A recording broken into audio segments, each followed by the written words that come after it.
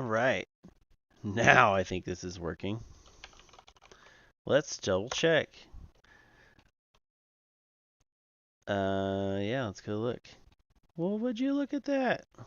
Okay, well, apparently I figured out how to use live YouTube. Oh, how janky.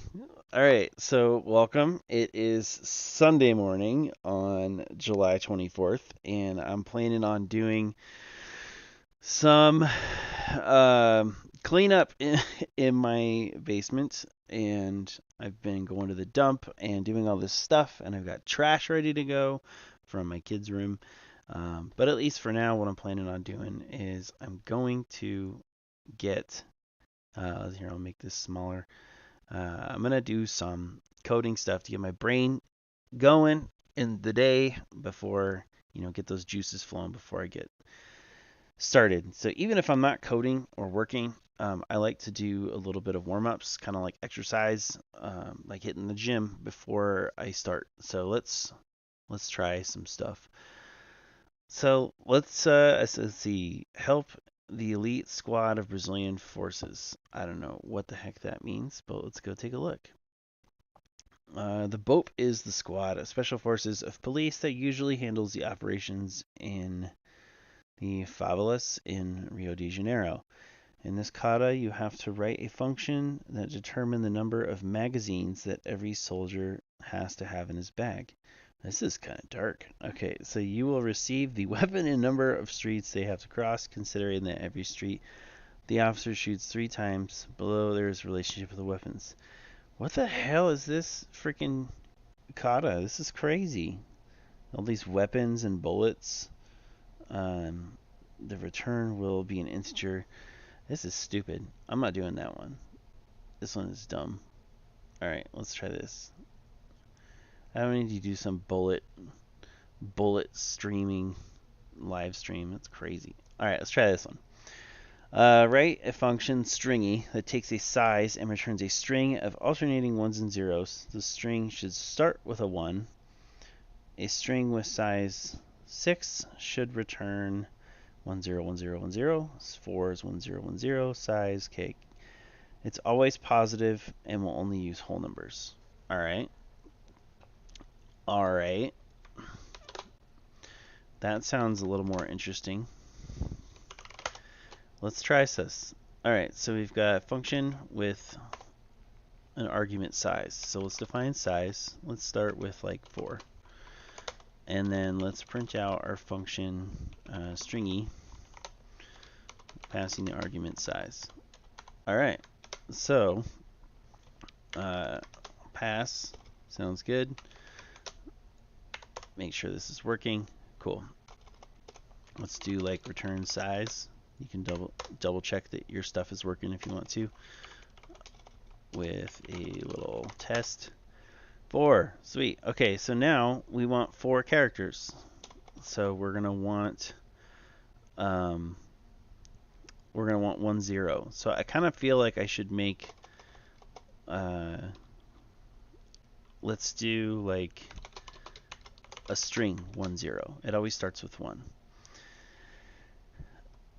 And then the length of this is 2, right? So if I were to say return size divided by 2, that would be 2, right? And what we're going to just say result times that, and that should give me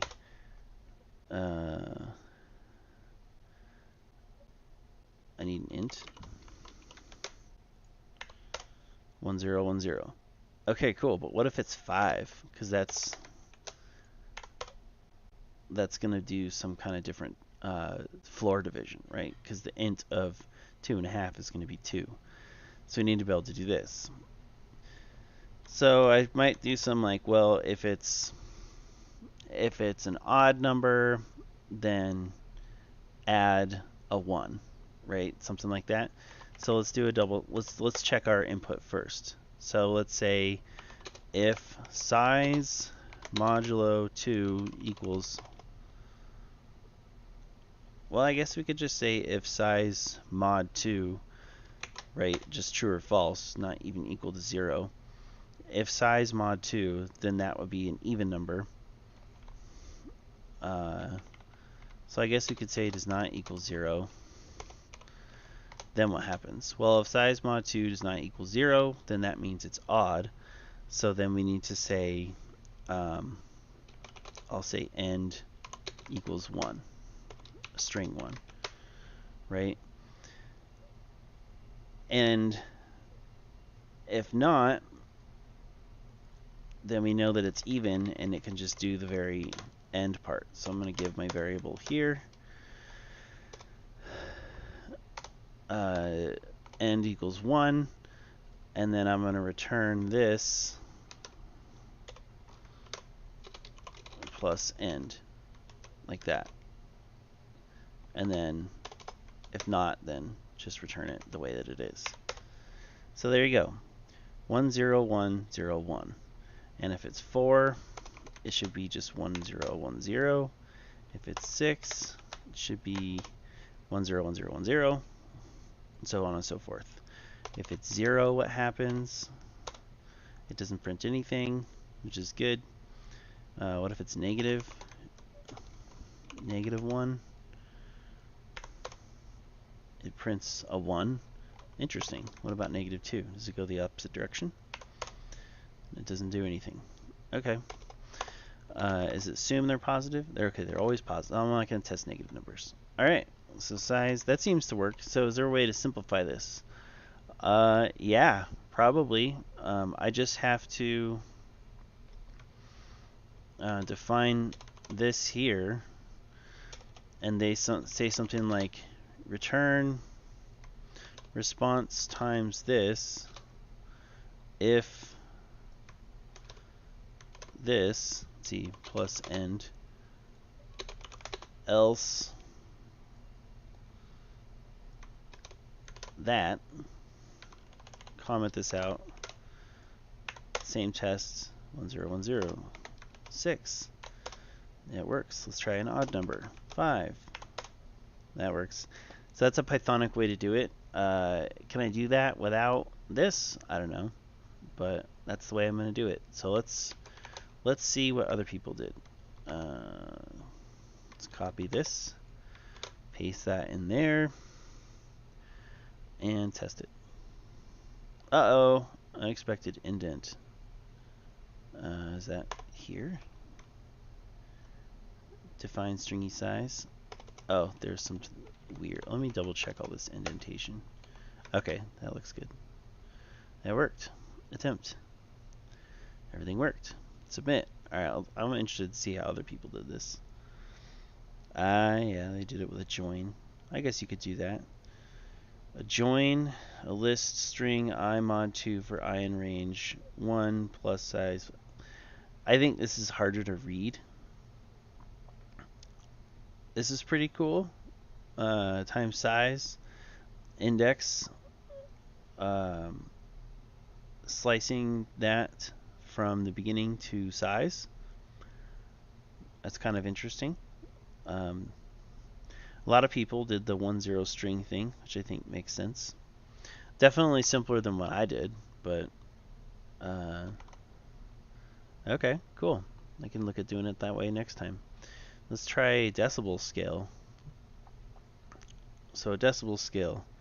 The following formula is called the decibel scale. 10 log 10 times 1 over 10 to the negative 12. The decibel scale is used to determine the loudness of sound measured in decibels. B is the result we want defined in dB. We multiply the result of the logarithmic operation by 10, otherwise it will be called Bell scale. We provide I, the intensity of the sound wave we need to find the loudness of, which is, for the purposes of this kata, measured in 2D space and hence the watts per square meter. Finally, we divide the intensity by the threshold of human hearing, also measured in watts per square meter.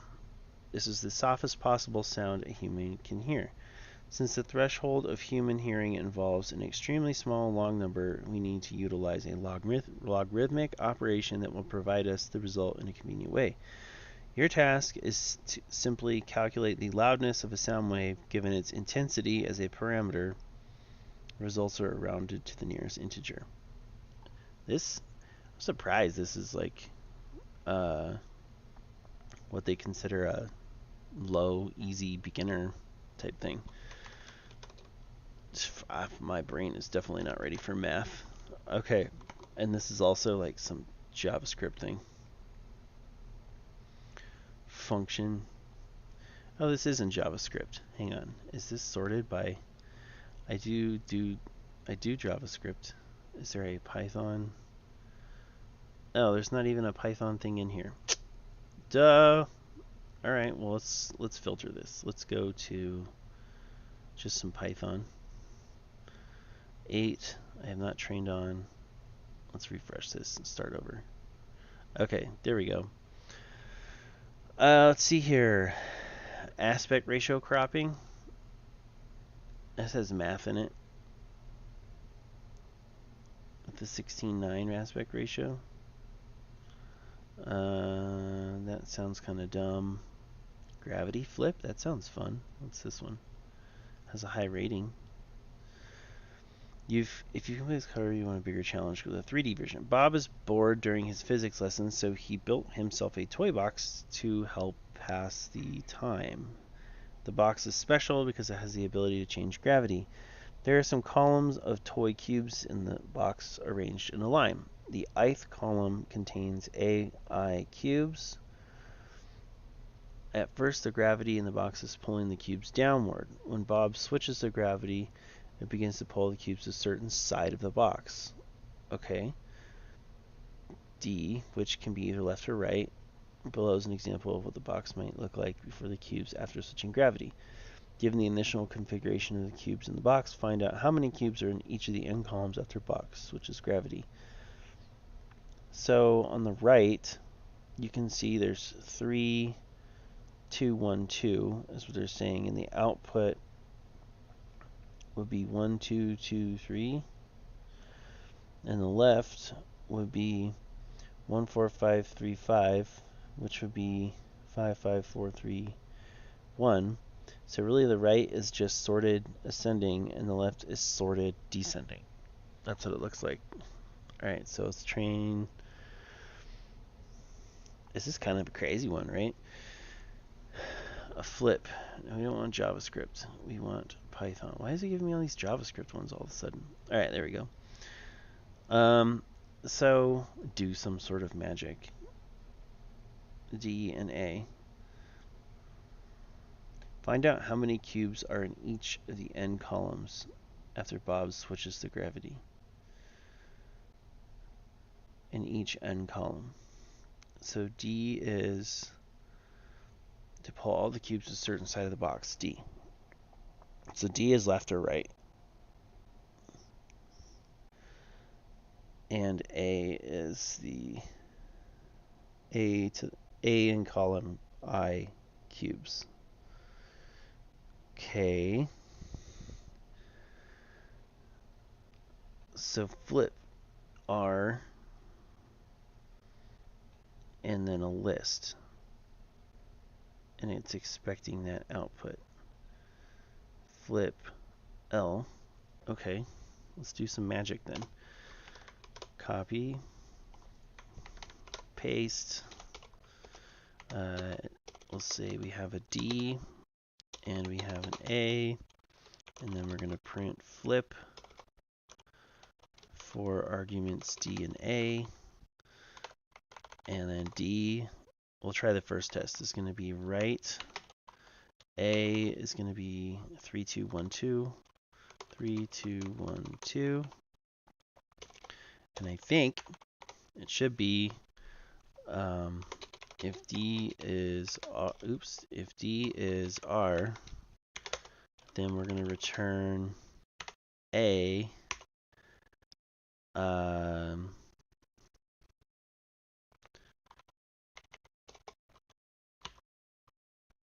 A dot sorted.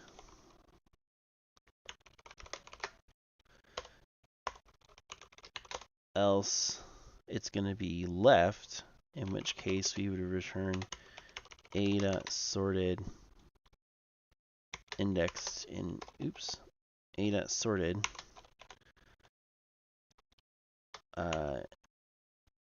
in reverse, something like that. Doop doop doop.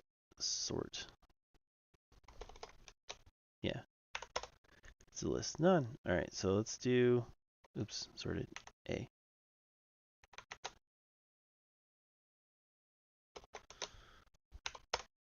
String sort takes no positional arguments. A dot sort. What the heck? Go away. All right. Print A. Oh, I meant return. Return A. Okay. Return A, and let's test some a list backwards, but it's not unique. Let's do, I don't think I can do it with parentheses. I've never done it with parentheses. All right, so interesting that it's, let's return both too, just so we can see them. Okay. So I need a list, a sorted list. Why isn't sorted? Python sorted. Sorted list of the specified iterable object. Yeah, that's dumb. So let's do sorted, sorted A. Okay. And we only want to return that if D is equal to R. Then we'll return sorted A. Do you need an else? Then return sorted A -1. Okay. And if it was left, ooh, no, I don't like that. Oh, because duh. Ha, there we go. All right. Boop. So then let's simplify this and say return sorted A if D is right,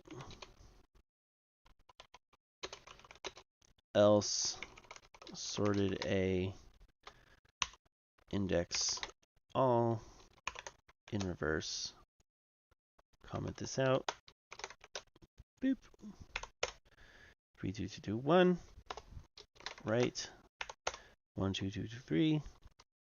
Copy. Paste. Save. Attempt. Ha! I can't think of a simpler way to do that. Reverse.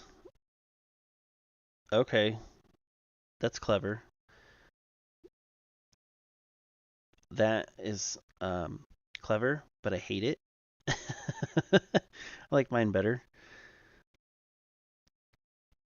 Ugh. Yeah, see, this guy kind of did the same thing. Nobody did -1. Oh, this person did. Okay, cool. I'm not crazy. All right, let's do one more. Semi-optional. What the heck is that? Let's check it out. Let's check it out. We have implemented a function wrap with an argument value. Takes an arbitrary type and wraps it in a new JavaScript option or Python dictionary, setting the value key on the new object or dictionary to the passed in value. Return value. So it's the same. That sounds kind of dumb.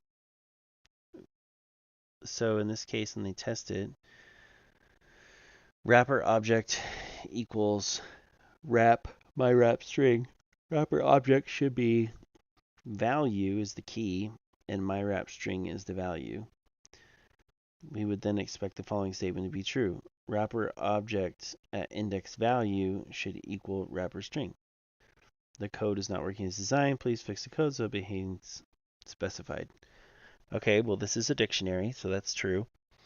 But this is a string, and that is an argument. Wow, that was easy.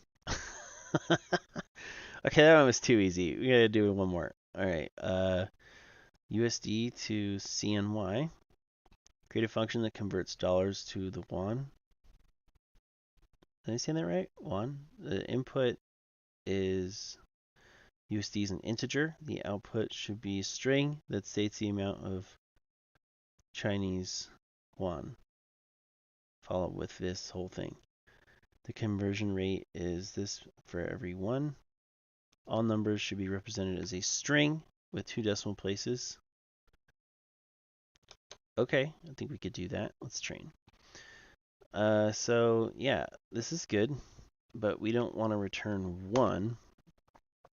What we want to do is we have an exchange rate, right? So we'll say 1 equals USD times 6.75, but we need to round this to 2 decimal places. And then what I'm going to do is a return F string, and we're going to return F, and then I'm going to say won, Chinese won. I guess that works. Could do that. Let's test it. That worked. Attempt. Oh! Should equal. It's printing out 1 decimal place. Interesting. Can I just make it a float? It is a float. Okay, hang on. Let me look in here. Boop, boop. USD equals, here's a test case. Where did it fail? Tested this number, it failed. All right, so there's my USD. Let's print USD CNY, passing USD. All right, run this. 0.5. Why is it doing that? Let's take a look. What does this do? All right, so before we do anything, let's print our US dollars. And then at the end, before the F string, let's print our Chinese currency.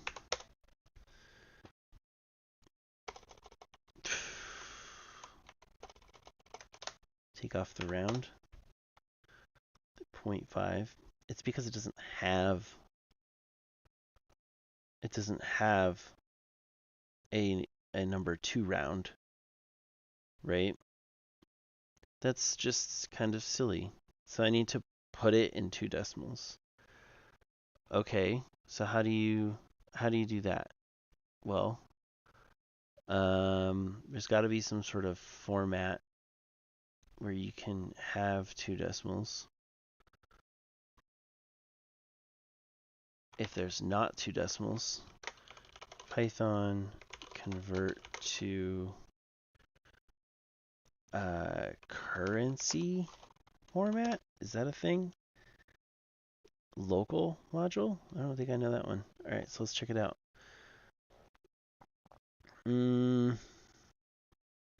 That could do it.